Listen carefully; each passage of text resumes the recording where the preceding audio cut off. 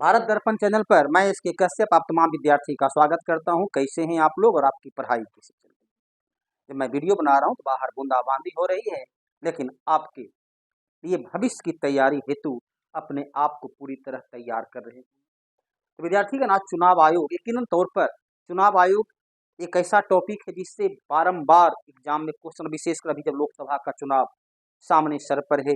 अप्रैल मई में लोकसभा का चुनाव होगा, तो इस आने वाले चुनाव को ध्यान में रखते हुए इससे जुड़ा हुआ जो प्रश्न, जो करंट अफेयर्स और पॉलिटिकल साइंस दोनों का मिलता जुलता सवाल होगा, एक चुनाव आयोग से तकरीबन 15 से 20 प्रकार का प्रश्न पूछा जाता है या पूछा जा सकता है। उस तमाम प्रश्न को एक साथ एक वीडियो में हल कर दी जाती है।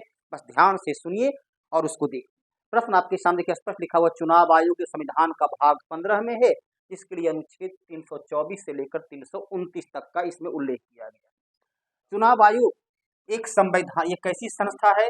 तो चुनाव आयोग एक संवैधानिक कॉन्स्टिट्यूशनल संस्था है। चुनाव आयोग कैसी संस्था है? तो चुनाव आयोग एक संवैधानिक संस्था है। चुनाव आयोग कैसी संस्था है? तो यह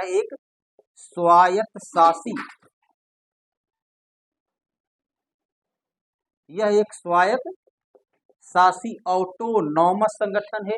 चुनाव आयोग कैसी संस्था है? यह एक अर्ध न्यायिक सेमी जुडिशियल। चुनाव आयोग कैसी संस्था है? तो चुनाव आयोग स्वायत्त शासी संस्था है, ऑटोनॉमस संस्था है, संवैधानिक कॉन्स्टिट्यूशनल संस्था है, अर्ध न्यायिक सेमी जुडिशियल संगठन है। इस तीनों को एकदम याद रखिए, परीक्षा के दृष्टिकोण से बहुत महत्वपूर्ण है। चुनाव आयोग के अलावा नियंत्रक, महालेखा परीक्षक के साथ भी इन तीनों शब्द को प्रयोग में लाया जाता है। भारत में चुनाव सुधार की काफी आवश्यकता है, फिर उसकी भी चर्चा करेंगे। तारकुंडे समिति, बोहरा समिति, इंद्रजीत गुप्ता समिति, इन तमाम समितियां का गठन किस उद्देश्य से किया गया था उसके बारे में चर्चा करेंगे। और यहाँ देखते हैं आप आपके बोर्ड पर कई ईस्वी सन लिखा हुआ है और इस ईस्वी सन का प्रयोग ईवीएम, इलेक्ट्रॉनिक वोटिंग मशीन से जुड़ा हुआ है। ये तमाम कहीं न कहीं उससे जुड़ा हुआ है। 1982 में पहली बार ईवीएम को प्रयोग के तौर पर केरल में के पारुल विधानसभा क्षेत्र में लाया गया था। 1998 में मध्य प्रदेश, राजस्थान और दिल्ली के 25 विधानसभा के क्षेत्र में ईवीएम को पहली बार 25 विधानसभा के संपूर्ण क्षेत्र में प्रयोग में लाया गया। 1999 के लोकसभा के चुनाव में 45 लोकसभा के क्षेत्र में ईवीएम को प्रयोग में लाया गया और 2004 से संपूर्ण देश में ईवीएम को प्रयोग में लाया गया। फिर 2013 में नागालैंड में पहली बार प्रयोग के तौर पर वीवीपैट, जिसमें वोटर वेरीफाई होता है, कर लेता है कि हमने जिसको वोट दिया उसी को वोट पड़ा है या नहीं, तो वीवीपैट को प्रयोग में लाया गया। 2014 के लोकसभा के चुनाव में प्रयोग के तौर पर 8 लोकसभा के क्षेत्र में वीवीपैट को प्रयोग में लाया गया। 2017 के गोवा के संपूर्ण गोवा में जो विधानसभा का चुनाव हुआ, वहां वीवीपैट को प्रयोग में लाया गया और 2019 संपूर्ण देश में सुप्रीम कोर्ट के आदेश के बाद वीवीपैट को प्रयोग में लाया जाने लगा। इसके अलावा देखिए, नोटा अर्थात नन ऑफ द एबव, कोई भी मुझे पसंद नहीं है। सबसे पहले 2009 में से छत्तीसगढ़ के विधानसभा के स्थानीय, 36 विधानसभा नहीं, छत्तीसगढ़ के स्थानीय स्वशासन मुखिया वार्ड मेंबर के चुनाव में इसे प्रयोग में लाया गया। 2013 में छत्तीसगढ़, मिजोरम, राजस्थान, मध्य प्रदेश और दिल्ली के विधानसभा में नोटा को प्रयोग में लाया गया और 2014 संपूर्ण देश में नोटा को प्रयोग में लाया गया। इस प्रकार से यहाँ देखते हैं कि ये ईस्वी सन, एक बार फिर से ध्यान से दीजिए, 1982 में पहली बार केरला विधानसभा में प्रयोग के तौर पर ईवीएम को, 1998 मध्य प्रदेश, राजस्थान, दिल्ली के 25 विधानसभा में प्रयोग के तौर पर ईवीएम को, 1999 में देश के 45 लोकसभा में ईवीएम को, 2004 के संपूर्ण देश में ईवीएम को प्रयोग में लाया गया। इस सारा को याद रखिए, इसी को बोलते हैं स्टैटिक जीके। और आप देखते हैं कि इस प्रकार का जीके का क्वेश्चन बारंबार पूछा जाता है। ईवीएम पर कई प्रकार के शिकायत आते रहते हैं। 2017 में चुनाव आयोग ने ईवीएम की निष्पक्षता के बारे में भारत के सभी राजनीतिक दल को, A to Z सभी राजनीतिक दल को खुली चुनौती दिया कि वो ईवीएम मशीन को हैक करके दिखलाएं, लेकिन भारत का किसी भी पार्टी ने चुनाव आयोग की इस चुनौती को स्वीकार नहीं किया और मशीन को हैक करने वह दिया था कि हर पार्टी 2-2 भारतीय इंजीनियर को लेकर आ सकते हैं, वो राष्ट्रीय हों, क्षेत्रीय हों, लेकिन कोई भी पार्टी आज तक वहां तक 2017 में वहां नहीं पहुंचा। इसी प्रकार हम लोग आगे देखें। अब तक आपने देखा कि किस प्रकार से अलग अलग कालखंड में ईवीएम को, वीवीपैट को, नोटा को प्रयोग में लाया गया, और ये पॉलिटिकल साइंस का क्वेश्चन कहें, स्टैटिक जीके का क्वेश्चन कहें, बारंबार पूछा जाता है। इसी प्रकार चुनाव आयोग से जुड़ा हुआ चुनाव आयोग का गठन कब हुआ? तो चुनाव आयोग का गठन हुआ था 25 जनवरी 1950 को, और इसी कारण प्रत्येक वर्ष 25 जनवरी को मतदाता दिवस, प्रत्येक वर्ष 25 जनवरी को मतदाता दिवस के रूप में मनाया जाता है। तो भारतीय संविधान को लागू करने के पहले ही 26 जनवरी 50 को संविधान लागू हुआ, लेकिन एक दिन पहले ही 25 जनवरी 1950 को ही निर्वाचन आयोग का गठन कर दिया गया। आपको ज्ञात होगा कि 26 नवंबर 1949 को जिस दिन संविधान बनकर तैयार हुआ, उस दिन नागरिकता, निर्वाचन और अंतरिम सरकार इत्यादि से जुड़ा हुआ 15 अनुच्छेद को उसी दिन लागू कर दिया गया था, और विधिवत तौर पर चुनाव आयोग का गठन हुआ 25 जनवरी 1950 को। और तब से चुनाव सुधार के लिए एक दो नहीं 5 समिति का गठन किया गया, और ये समिति जो है आप देखिएगा एसएससी से लेकर रेलवे से लेकर बीपीएससी में सभी क्वेश्चन पूछा हुआ है। तारकुंडे आयोग ने सुझाव दिया कि चुनावी खर्च को निर्धारित किया जाए, अनलिमिटेड जो खर्च करते हैं उस खर्च पर चुनाव आयोग नियंत्रण रखे, और इसने ही दिया, इसके सिफारिश पर ही, तारकुंडे समिति के सिफारिश पर ही 61वां संविधान संशोधन के द्वारा 61वां संविधान संशोधन के द्वारा मतदाता के मत देने की आयु 21 वर्ष से घटाकर 1989 में 18 वर्ष किया गया। और चुनावी खर्च, अभी देखिए यही चुनावी खर्च कहीं न कहीं भ्रष्टाचार को जन्म देता है। विद्यार्थीगण, भारत में लोकसभा या संसद का विधिवत वेतन जो है, बेसिक वेतन है 1 लाख रुपया महीना। उसके अलावा उस पर संसदीय खर्च से लेकर के अन्य कई प्रकार की भत्ता और अन्य सुविधा देती है। तो बेसिक वेतन 1 लाख रुपया महीना है। और अभी जो वर्तमान समय में चुनाव खर्च करने के लिए बिहार जैसे जो बड़े राज्य है, लोकसभा का चुनाव सामने है, अगले महीने से चुनाव की प्रक्रिया शुरू हो चुकी होगी, शायद कहीं चुनाव शुरू भी हो चुका होगा। तो जनप्रतिनिधि अधिनियम के आधार पर लोकसभा के एक सदस्य को बिहार जैसे बड़े राज्यों में 95 लाख रुपया, और गोवा सिक्किम जैसे छोटे राज्यों में एक जो है 70 लाख रुपया तक खर्च कर सकता है। अब सोचिए, वेतन है 1 लाख रुपया महीना, अर्थात 12 महीना में 12 लाख, 5 वर्ष में 60 लाख, तो 60 लाख उसका वेतन है, और 95 लाख रुपया चुनाव में खर्च कर सकता है। इसके अलावा चलिए उसको कुछ अन्य वेतन भत्ता सुविधा, तो उसको खर्च भी उसी अनुपात में। जब वो 60 लाख खर्च करेगा, 95 लाख तक खर्च करेगा, तो फिर उसका अपना रहन सहन क्या होगा? जाहिर सी बात है, भ्रष्टाचार की शुरुआत तो इसी चुनाव से हो जाती है। फिर है दिनेश गोस्वामी आयोग, इसके सिफारिश पर ही ईवीएम को पहली बार प्रयोग में, बताया कि 1982 में प्रयोग के तौर पर लाया गया था। 1999 में 98-99 से उसको पूरे देश में क्रमिक रूप से चालू किया गया। ईवीएम मशीन को प्रयोग में लाया जाने लगा, वो था दिनेश गोस्वामी आयोग की सिफारिश पर। और मतदाता पहचान पत्र, वोटर आई कार्ड, ताकि सही व्यक्ति सही जगह बोगस मतदान को रोका जा सके, उसके लिए दिनेश गोस्वामी आयोग का गठन किया गया। इंद्रजीत गुप्ता आयोग ने कहा कि चूंकि यदि चुनाव में धांधली रोकना है, भारत के by the people, for the people, of the people को भारत में धरातल पर उतारना है, आम नागरिक चुनाव लड़ सके, उसके लिए चुनाव का सारा खर्च, एक उम्मीदवार को जो भी खर्च होता है चुनावी सभा से लेकर, वो सभी खर्च सरकार वहन करे, तो काला धन पर भी नियंत्रण होगा, भ्रष्टाचार पर भी नियंत्रण होगा। उसके बाद बोहरा आयोग का गठन किया गया कि किस प्रकार से नेता, नौकरशाह अर्थात आईएएस, आईपीएस, वीडियो जो भी चुनाव से जुड़े हुए होते हैं, और राजनीति से जुड़े हुए लोग, नौकरशाह से जुड़े हुए लोग, आपराधिक प्रवृत्ति वाले लोगों से कैसे गठजोड़ करके चुनाव को प्रभावित करते हैं, विजय प्राप्त करते हैं, उस पर नियंत्रण प्राप्त किया जाए। और संथानम आयोग ने कहा था कि चुनाव आयोग निरंतर मतदाता सूची का अद्यतन करते रहे, नए नाम को जोड़े, नाम को कहीं स्थानांतरित करे। ये देखिए कौन कौन समिति है चुनाव सुधार के लिए: तारकुंडे समिति, दिनेश गोस्वामी आयोग, इंद्रजीत गुप्ता आयोग, बोहरा आयोग, के संथानम आयोग। अब आइए चुनाव आयोग से जुड़ा हुआ ये आपका तमाम जो है समिति हो गई जो चुनाव सुधार के लिए काम किया। 1952 में आपको देखते हैं लोकसभा में 543 सीट होती है, बिहार विधानसभा में 243 सीट है। ये सीट का निर्धारण कौन करता है?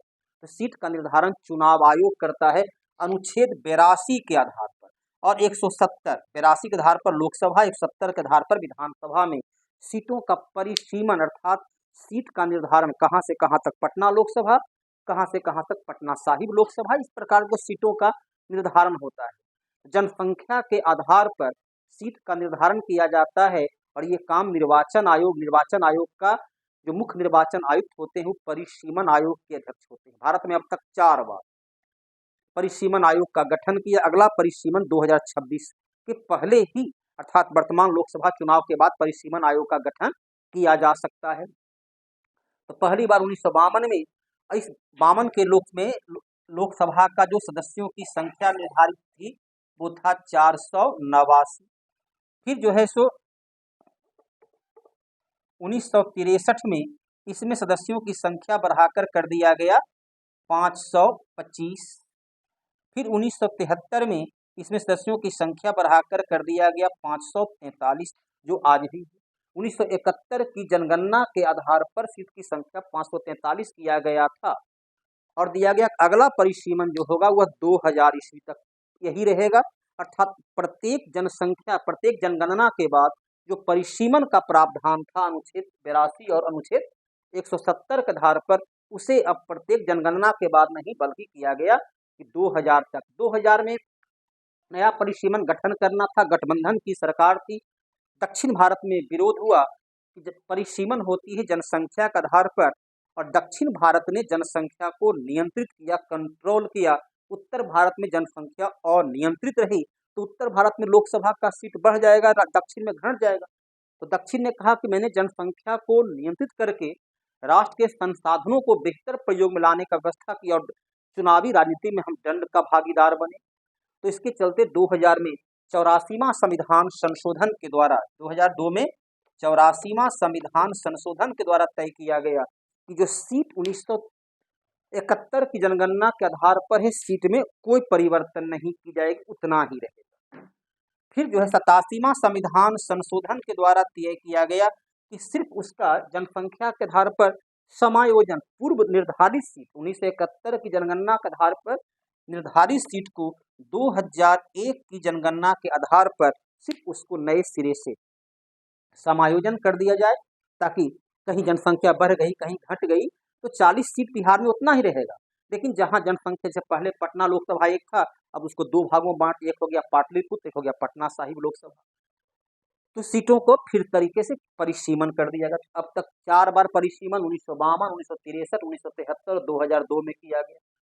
जनप्रतिनिधि अधिनियम 1951 का अनुच्छेद 8A कहता है, 8 का 3 नंबर पॉइंट कहता है यदि किसी भी जनप्रतिनिधि को 2 वर्ष या उससे अधिक की सजा सुनाई जाती है यदि वो चुनाव जीत चुका है और सजा उसके बाद सुनाई गई तो उसकी सदस्यता समाप्त हो जाएगी और यदि 2 वर्ष से अधिक सजा दिया गया तो चुनाव लड़ने को अयोग्य होगा।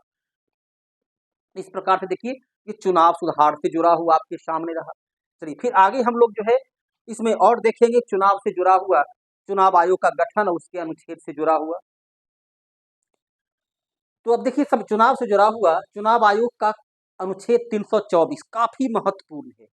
चुनाव आयोग कहता है संविधान कि भारत का एक चुनाव आयोग होगा जिसे निर्वाचन से संबंधित नियंत्रण, निर्देशन और अधीक्षण, निर्वाचन से संबंधित नियंत्रण, निर्देशन और अधीक्षण का अधिकार होगा। निर्वाचन आयोग राष्ट्रपति, उपराष्ट्रपति का चुनाव के अलावा लोकसभा, राज्यसभा, विधानसभा, विधान परिषद का सभी प्रकार का चुनाव, चाहे वो आम चुनाव हो, मध्यावधि चुनाव हो या उपचुनाव हो, सभी प्रकार का चुनाव को शांतिपूर्ण और निष्पक्ष चुनाव कराने के लिए निर्वाचन आयोग उत्तरदायी है और जिसके लिए निर्वाचन से संबंधित नियंत्रण, निर्देशन और अधीक्षण। अनुच्छेद 325 कहता है कि निर्वाचन आयोग मतदाता सूची को जो तैयार करेगा उसमें जाति, धर्म, लिंग, वंश इत्यादि के आधार पर किसी के साथ कोई भेदभाव नहीं किया जाएगा। अर्थात अनुच्छेद 15 को यहाँ दोहराया गया है। अनुच्छेद 326 के आधार पर आम नागरिक को मत देने का अधिकार प्राप्त है और ये अधिकार कैसा अधिकार है तो राजनीतिक अधिकार है, विधिक अधिकार है, लेकिन इसे संवैधानिक अधिकार के रूप में प्रयोग में नहीं लाया जाएगा। अनुच्छेद 327 कहता है कि संसद को चुनाव से संबंधित लोकसभा राज्यसभा के चुनाव से संबंधित विधानसभा के चुनाव से संबंधित कुछ विधि बनाने की शक्ति है। अनुच्छेद 328 कहता है कि राज्य विधानमंडल को भी विधान परिषद से जुड़े हुए या अपने अधिकार क्षेत्र से जुड़े हुए क्षेत्र में विधि बनाने की शक्ति प्राप्त है।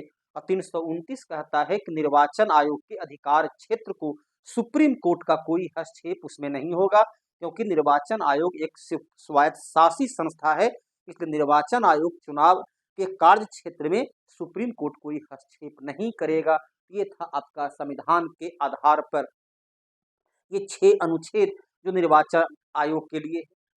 अब निर्वाचन आयोग जो है बता चुके कि वर्तमान समय में 3 सदस्यीय निर्वाचन आयोग का गठन 1993 से किया जा चुका है।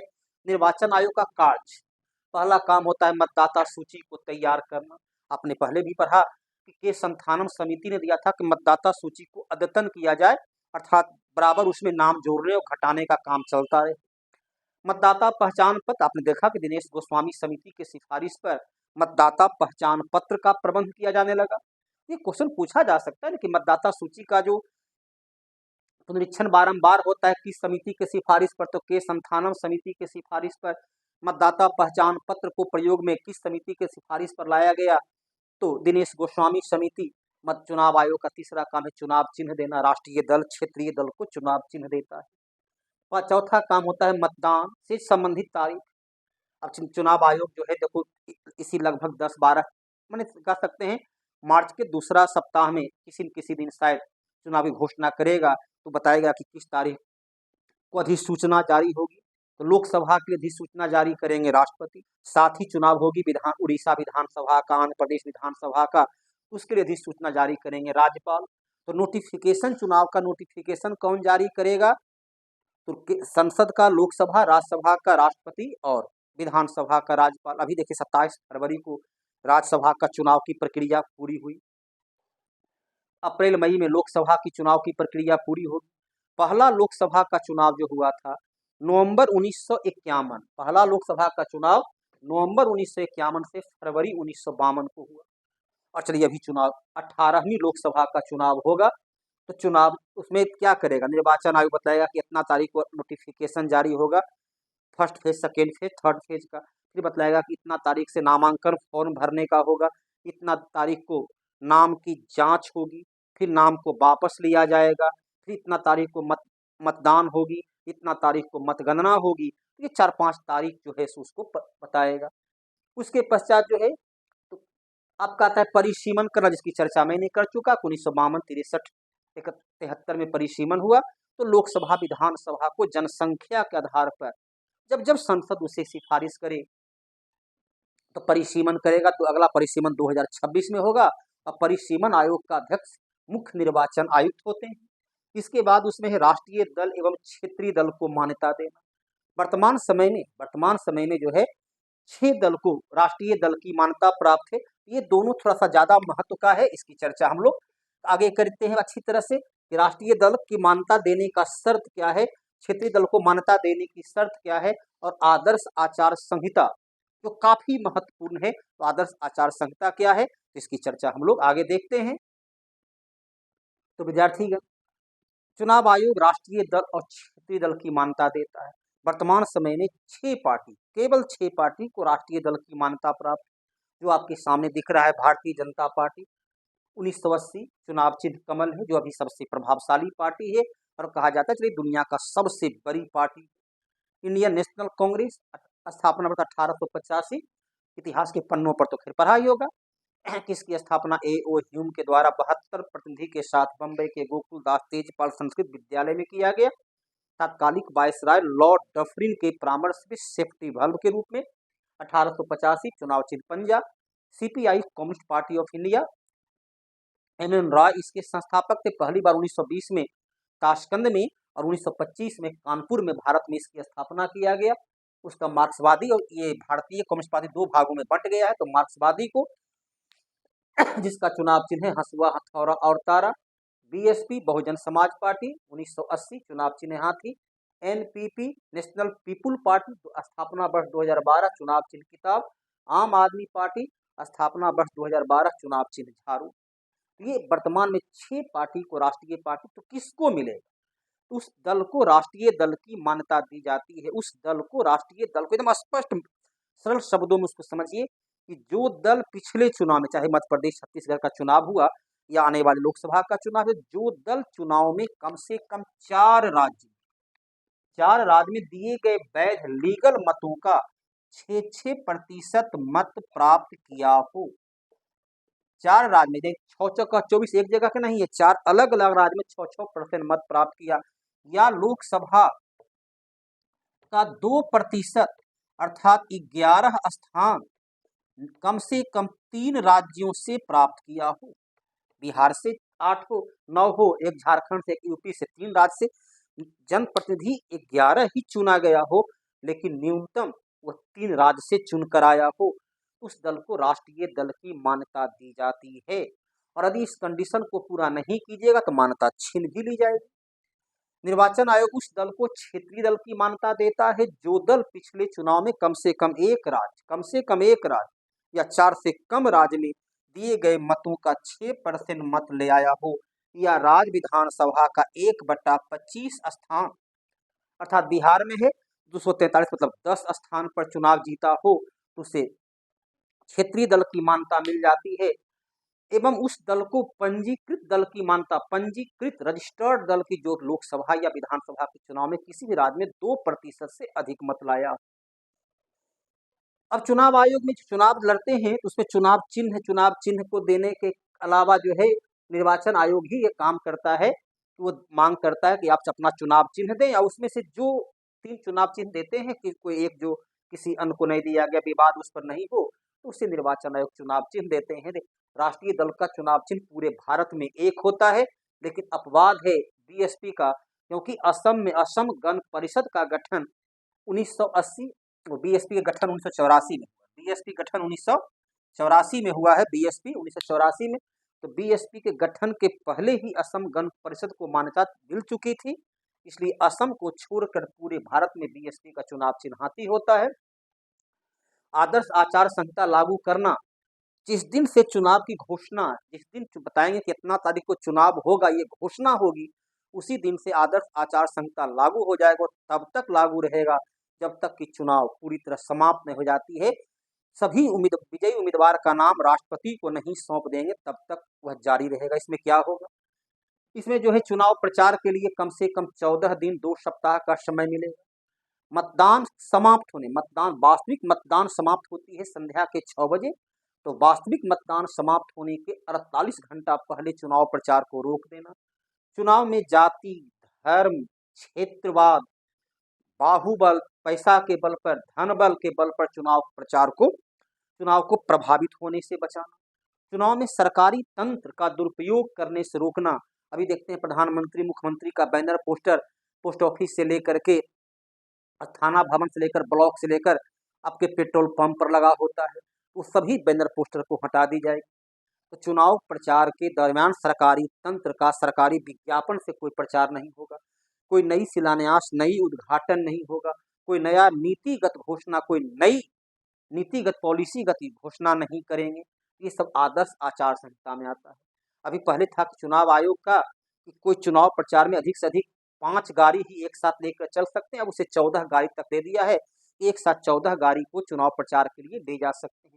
चुनावी खर्च तो मैंने बताया है कि लोकसभा के लिए वो न्यूनतम 70 लाख छोटे राज्य में, और बड़े राज्य में 95 लाख रुपया चुनाव में। विधानसभा के लिए न्यूनतम 28 लाख, अधिकतम 40 लाख रुपया, 28 लाख से 40 लाख रुपया तक चुनाव में खर्च कर सकते हैं। तो वो इसका देखता है, और इसके बाद भी वहाँ चुनाव में करोड़ों करोड़ खर्च होता है निर्वाचन आयोग के सख्ती के बाद।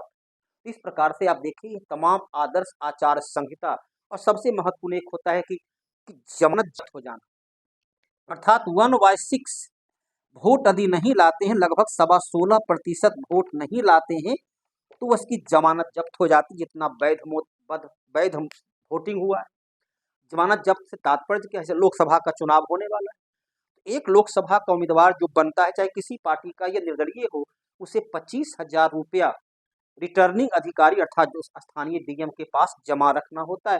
यदि वो SC ST के हैं तो 12,500 रुपया रखना होता है। उसे ही बोलते हैं जमानत राशि। यदि वो 1/6 वोट ले आते हैं तो उनकी वो राशि रिटर्न हो जाती है, अन्यथा वो राशि जब्त कर ली जाती है।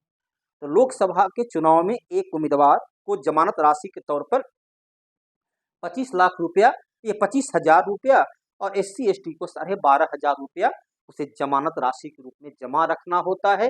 ये था आपका निर्वाचन आयोग से जुड़ा हुआ वो तमाम तथ्य।